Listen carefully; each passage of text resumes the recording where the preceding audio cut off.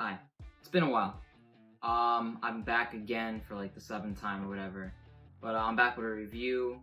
I got an early screening of The Suicide Squad, and since I got to see it like a week early, I wanted to give like an early review because I've never like gone to a screening. I mean, I've probably gone like once or twice before, but I never gone to a screening this early, so I wanted to feel special and be like, yo, let me be one of the first people to put out a review of this movie. So later at the end, I'll show like a little bit of stuff I recorded when I was at the theater specifically, because it was a fun time. It was a good experience. I'll talk about it later. Right now, I just want to give like a quick little review. I don't know. There's a lot to talk about with this movie, so it's gonna be spoiler free since I did see it early, and since I'm gonna try and post this video before the movie comes out, maybe like Wednesday or Thursday, because that's like a day before the movie comes out. And so, you know, if you want to watch my review and to like get your own opinion afterwards, or you want to save it till when you watch the movie yourself, I do that sometimes. Sometimes I don't watch other people's reviews. I watch the movie first, then I watch reviews. But whatever you want to do, you know, if you watch this early before you see the movie, I want to give you my thoughts on the movie real quick. I mean, I didn't plan any about what I'm going to talk about. I'm just gonna like go through the top of my head because I was recording this. I saw it last night, so the thoughts are still pretty fresh in my head, but not completely. Anyway, so let me start off by saying that the summer movie season this year, it's been disappointing. It was disappointing last year. That's because there were no movies last year in the summer because there's a pandemic, so no everything got delayed to this year. But this year, it's been disappointing. You know, Black Widow was mid. Then we had Fast 9. That wasn't good to me personally. Then we had Space Jam: A New Legacy. That was terrible. Somehow Snake Eyes was worse. But now we're entering August, and I'm happy to say that I loved The Suicide Squad. This movie right here, it's the best summer movie of the year so far, and it's one of the best movies of the year in general.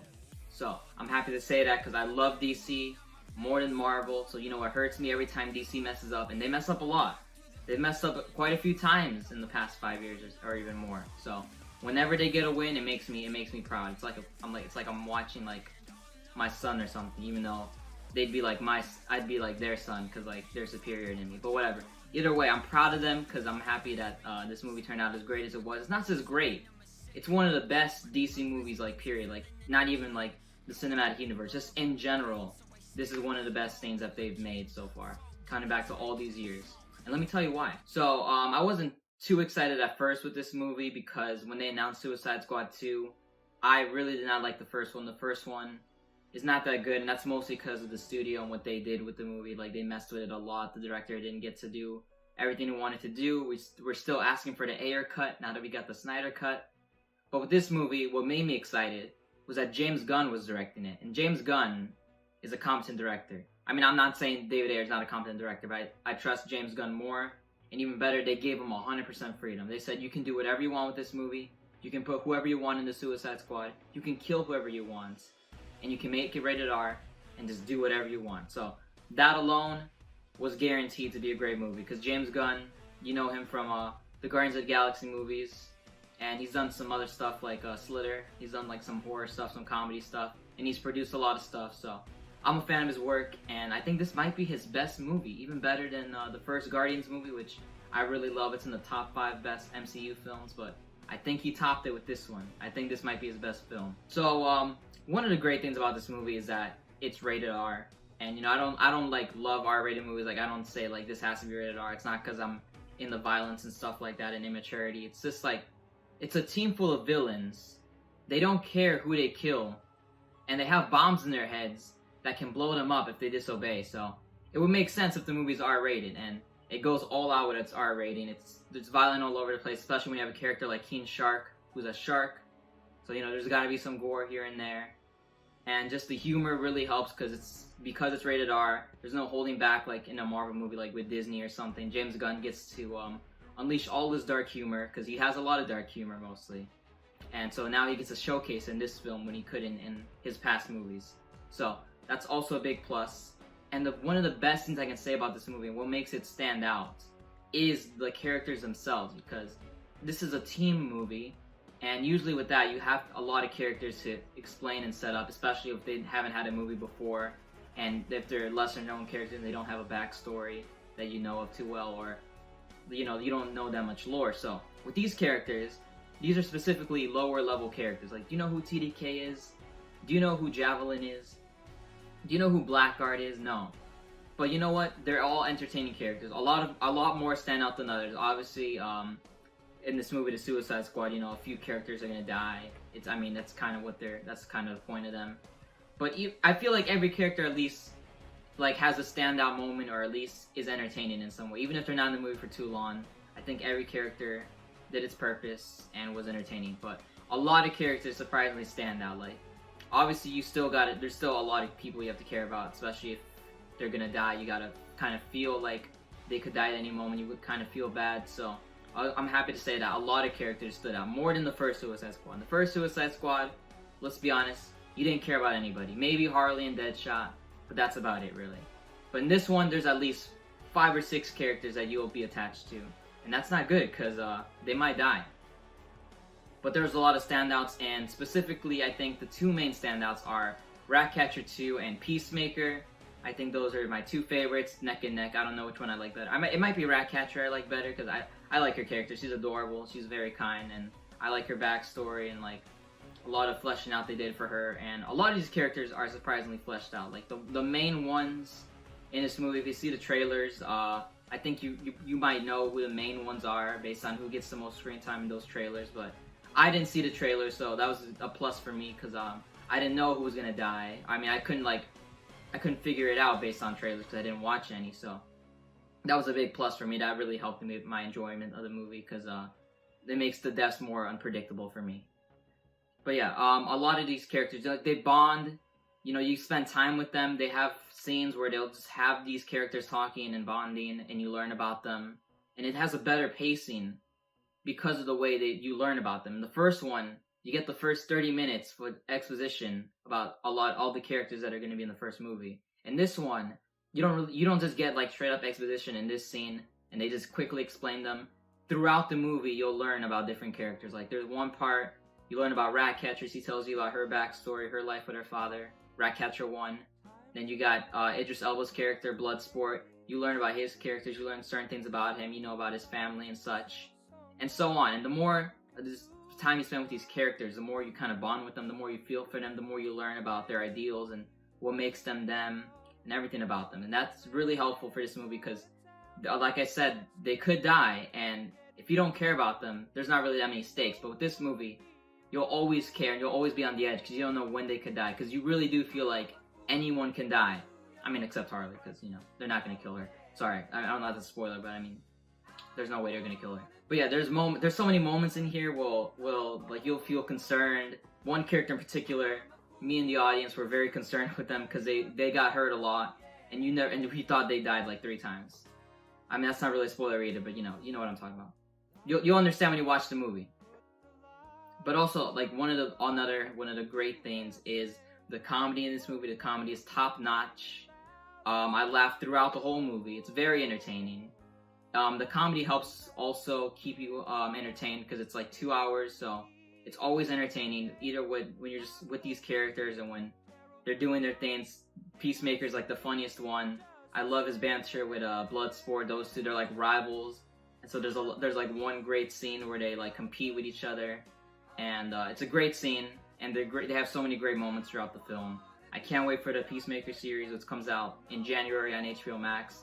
Be on the lookout for that. If I were to pick a negative, as a critic, I gotta say something negative, I guess. But as a fan, there's a lot of stuff that I enjoyed. But I guess if I were to say some negatives about the film, the only thing I really had an issue with was I won't say the villain because they're all villains, but I guess the threat that they have to take care of and like what the third act leads into. I don't think that was really a great idea for, I guess, the threat they have to take out, because that character or thing is not really something the Suicide Squad should really be taking care of. That's more of a Justice League kind of issue, to not be specific in case you haven't seen the trailers. But yeah, that threat or issue, that's not really something that the Suicide Squad will handle. It's more of a Justice League thing. And then the way they take care of this threat is even more ridiculous. I'm kind of like, alright, you're stretching with that one, but you're lucky I enjoyed the film enough to let it slide. But yeah, that's the only negative I would say. I guess they could have picked a better threat / villain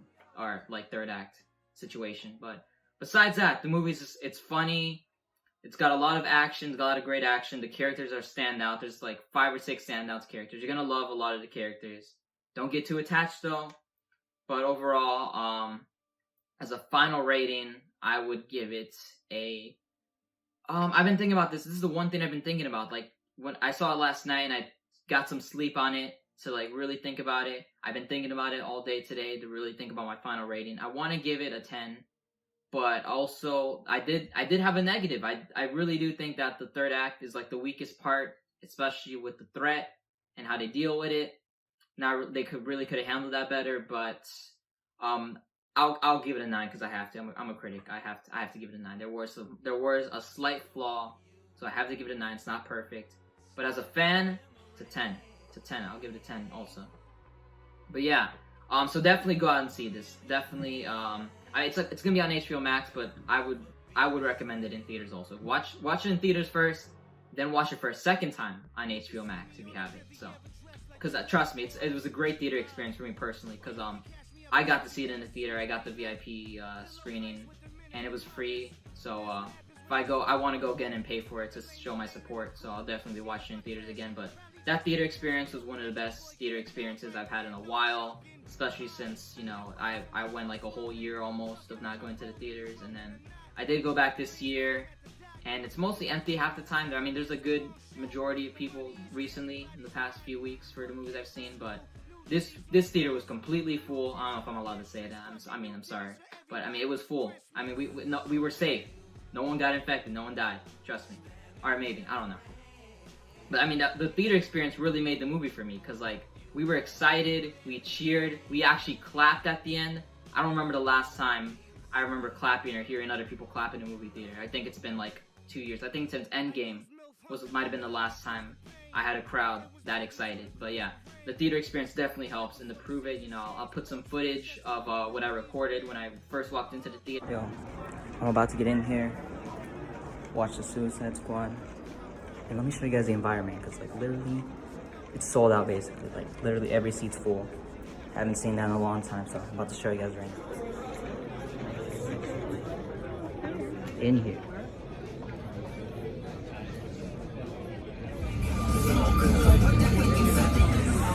You did it, DC. You did it. I'm proud.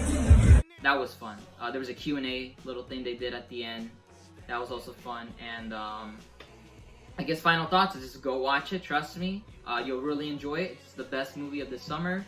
And it'll definitely be in my top 10 of the year for the best movies. So once again, highly recommend it. I hope it makes more than Black Widow. Because Marvel, you're stupid for firing James Gunn. You see what happened? The second he got fired from Marvel, DC just took him and said, we'll treat you right. You can come with us. And that's what happened. There we go. We got a great DC movie and a great show, I imagine, coming out in January.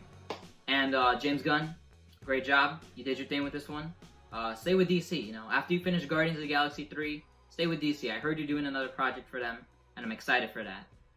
And also, stay till the very end of the movie. There's 2 end credit scenes. There's one literally like right when the credits finish, like the actual like credits. I mean not credits, like when the movie finishes and there's like those little credits and stuff.